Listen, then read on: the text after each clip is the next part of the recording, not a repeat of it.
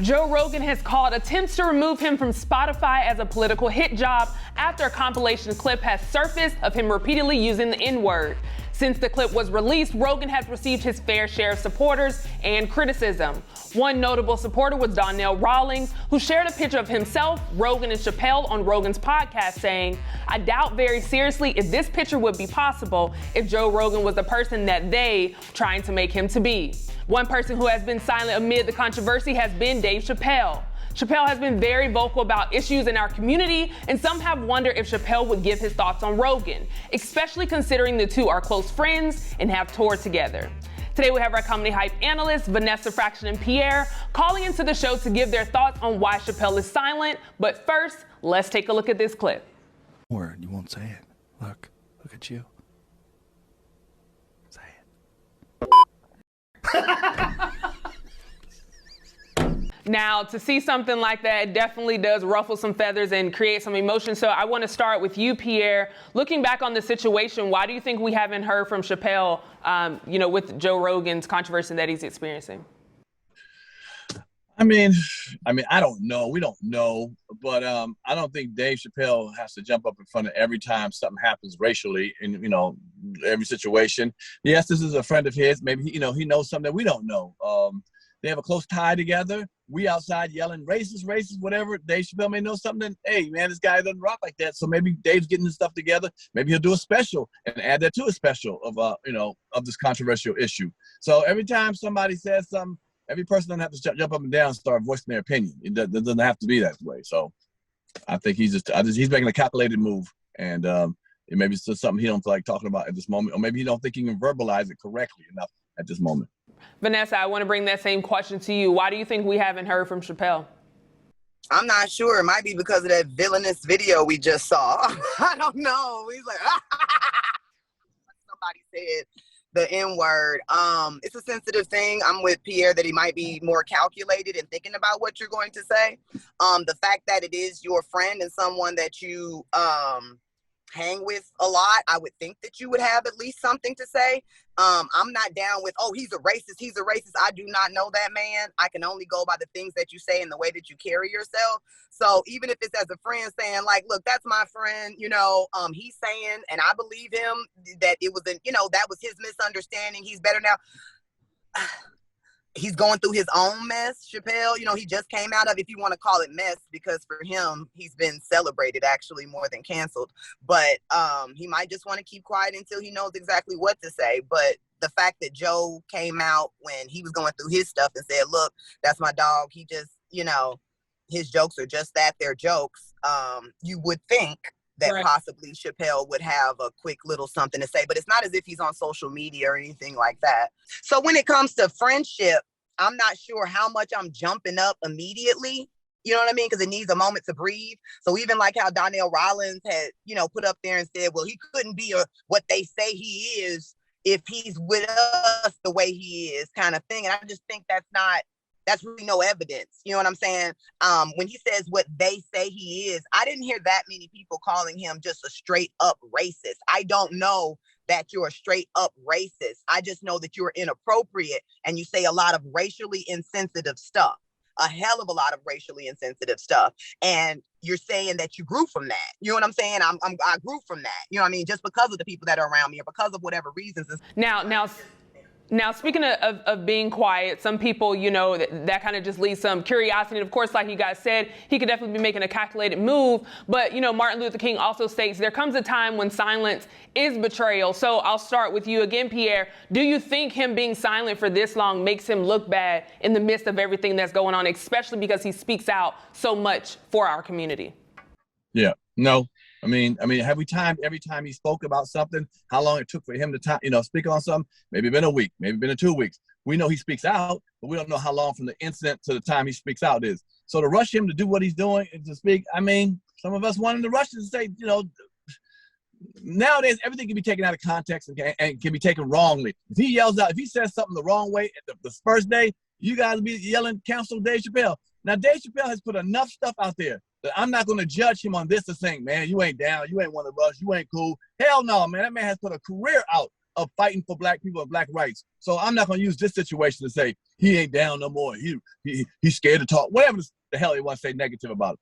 Let that man speak when he wants to speak.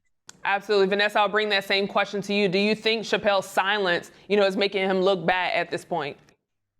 I don't know about whether it makes him look bad or good. To be honest, I hadn't actually thought about it until we had this topic today. What your friends say is not necessarily what you say. We do know the words of birds of a feather, all that different stuff. And as you just quoted the Reverend Dr. Martin Luther King about, your silence. I believe it was the Laugh Factory that he was at after Kramer had said his stuff. He said he was like, sometimes he feels bad. He's like, not bad, excuse me, but he says sometimes he's 20% black and 80% comedian. And I actually can understand what he means by that. So sometimes it's like, he really thought he could get away with all that, and it is not going well. You know what I'm saying? Or whatever, because he knows him, because he knows that I'm just skating the line of what a comic can do and so forth. And ooh, I had a bad night, and ooh, or I can't even say a bad night because there's been so many things that Joe has said that just are so fucking cringeworthy that it's really hard to sit here and say, why haven't you said something, bruh? This is your friend. This is who you hang out with. This is who y'all hang out and all, y'all do all y'all stuff. So why is it that you would be silent in such a serious moment? Let me ask you this, Vanessa. If you were in Dave Chappelle's shoes and you had a white friend that spoke out publicly in this manner, how would you respond? Or, what would be your reaction to it? I don't know. That is definitely something that I would have to sit down and think about. I don't know that I would have a white friend that will be I would know that they said all this, that I hadn't checked you already. And maybe it's a thing of where he's saying, because Joe Rogan said, I haven't said that stuff in years, or whatever it was. Maybe all your black friends came together and said, look, this is you getting carried away. You know what I mean? Or whatever. I don't know. I'm not in the inner circle, you know what I mean? But if it were a friend of mine that I'm known to be friends with and they were doing this type of flagrant stuff, I would have to muster up something to say, why is it that this, is still my friend? Or why is it that, or to talk about their progress or how they've changed as a person. Right. Pierre, I want to bring that same question to you. If you had a white friend, just in general, in your day-to-day, that was to speak out, like this, whether it's in private setting or public, how would you respond, or, what would be your reaction to it? It's similar to what Vanessa said, but again, if it's something that they said years ago, years ago before we became really good friends, and I haven't seen them traits since then, I'm just not going to go back and dig back and say, man, what you said back 10 years ago, 6 years ago, I can't talk, I can't fuck with you. Why don't you just say, he might have said, yo, bro, don't do that anymore. Don't, cut that out. And now we go on back and find it. Now we're like, what's up with it, Chappelle? Trust me, black folks, we all have said stuff. Mexicans, we've all said stuff that we do not want to go back and find out. You can look back at me and tear my ass up on some stuff I done said a long time ago that was, reckless. But I ain't the same person no more. So if you go back to my past, you're going to rip me today? Like, really? Come on, man. I'm a changed person than I was before. So yeah, as a friend, how you treat and how you act now, and you're not the same person you were before, I can rock with that. Now, Pierre, they love you in the comments, so don't tempt them to go back. Don't tempt them to go back and look at it. But I ain't got nothing to lose. I just got right. And he already said it. He said, look, I got stuff that I said that maybe wasn't right. And I can say the same. But not to that degree. My thing, I think that the issue is to the degree of this compilation. Like, it looks really, really, really bad. Right. Yeah. And especially during this Good Black History Month. Right. Wrong time for this to happen. But as always, I appreciate y'all for chiming in. Before we head out, I do want to know, what you guys have coming up. So Vanessa, I'll start with you. What do you have coming up this week? Hey, on Monday, it's Valentine's Day. Meet me at the Baltimore Comedy Factory. There's lots to talk about, lots to laugh about. So Baltimore Comedy Factory, we got one show. It's at 7:30. I'm going to have my good dress on or some bullshit. But we're going to have a lot of fun in Baltimore. So if you're in that area, come on out and see me. Absolutely. And Pierre, I'll ask you the same thing. What do you have coming up? A great episode with my man Hamburger on my new my show Pierre's Panic Room on YouTube. Please check it out. Also, I will be in Johnstown, Pennsylvania. Yeah, this is Johnstown, Pennsylvania. It's about an hour outside of Pittsburgh, Pennsylvania. I'm at the Holiday Inn. They're doing a grand opening comedy show. Come out if you're in Johnstown, Pennsylvania, or anywhere near that. Come see me Saturday. This Saturday At 8 p.m., I'll be at the Holiday Inn. I'll be performing. I'm not sweeping and mopping or nothing like that, cleaning it up. I'm performing at the Holiday Inn in the ballroom. That's a good one. Well, I definitely wish you all the best. Now, before we head out, you know today is Wednesday where we do our Hype 'em Up segment hosted by Scholar Social. So let's take a look at this clip. Hey, it's Zaya, a member of the Hype Crew, brought to you by the Scholar Social.